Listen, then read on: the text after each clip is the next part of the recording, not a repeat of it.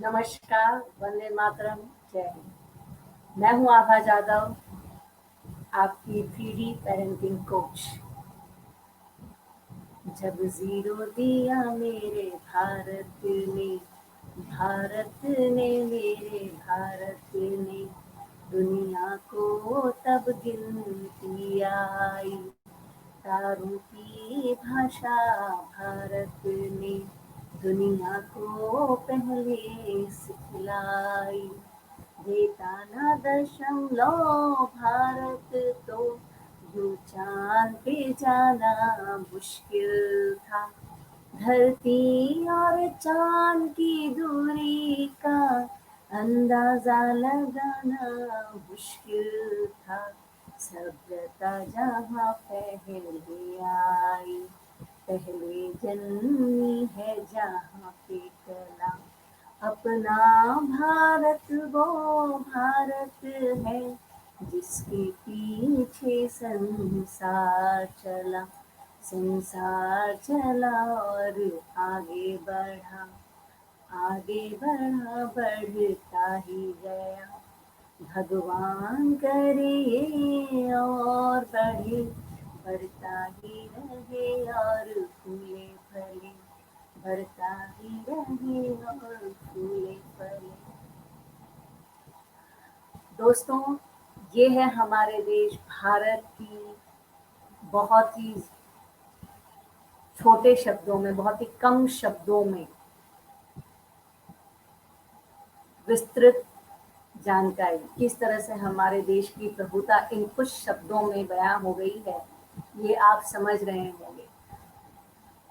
हमारा देश सिर्फ अपनी सभ्यता, अपनी संस्कृति के लिए ही परिचित नहीं है, उसके वेदों, उसके पुराणों के लिए परिचित नहीं है, बल्कि उसने जो जो भी डिस्कवरीज की हैं, जो भी उन्होंने खोज की है और दुनिया को उन्होंने एक नई दिशा दिखाई है, हमारे देश ने, सब आज पूरी दुनिया उससे अचंभित है।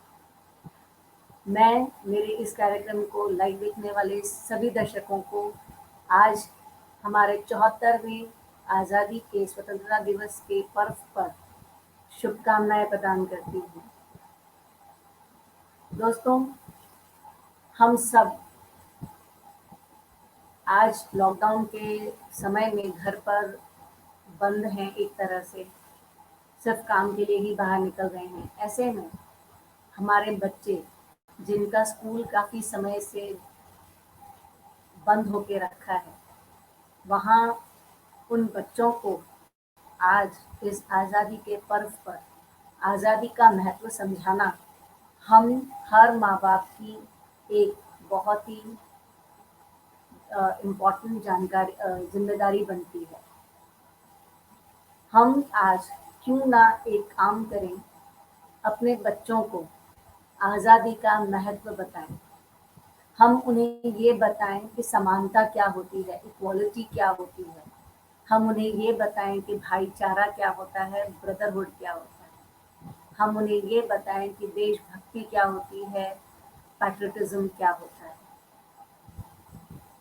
ये जब हम इन बातों को जब अपने बच्चों तक पहुंचाएंगे, तो मुझे पूरा यकीन है कि हम अपने बच्चों को अपने देश के लिए उनके दिलों में प्यार को और बढ़ा पाएंगे, और साथ ही किस तरह से वो अपने देश में विविध संस्कृतियों की जो विविधता है हमारे देश में, उसको समझते हुए सारे जाति, सारे धर्म के बंधन को भूलते हुए वो मिलजुल कर रहना अवश्य सीखेंगे, जो इस समय की सबसे बड़ी ज़रूरत है। दूसरी बात ये कि आज इस आज़ादी के पर्व पर जब हम 74वां आज़ादी का पर्व मना रहे हैं, इस उपलक्ष्य में हम अपने बच्चों के साथ क्यों ना थोड़े से और ज़्यादा पॉजिटिव हो जाएं, सकारात्मक हो जाएं, क्योंकि वो काफ़ी समय से स्कूल नहीं जा रहे हैं, घर में बंद हैं, न खेलने जा पा रहे हैं, न अपने दोस्तों से मिल पा रहे हैं।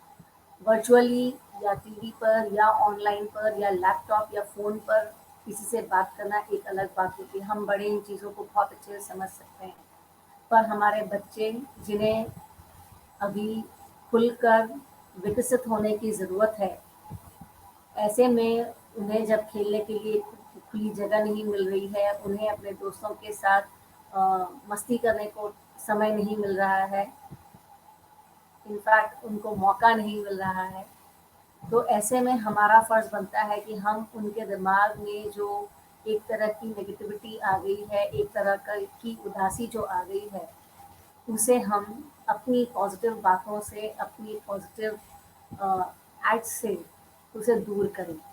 हम उनके साथ कुछ पल खेलें, आज़ादी के महत्व की बात करें, हमारे उन राष्ट्रीय नेताओं की बात करें जिन्होंने अपने देश के लिए, आज़ादी के लिए जो लड़ाई लड़ी और लड़ते-लड़ते अपनी जान गँवाई।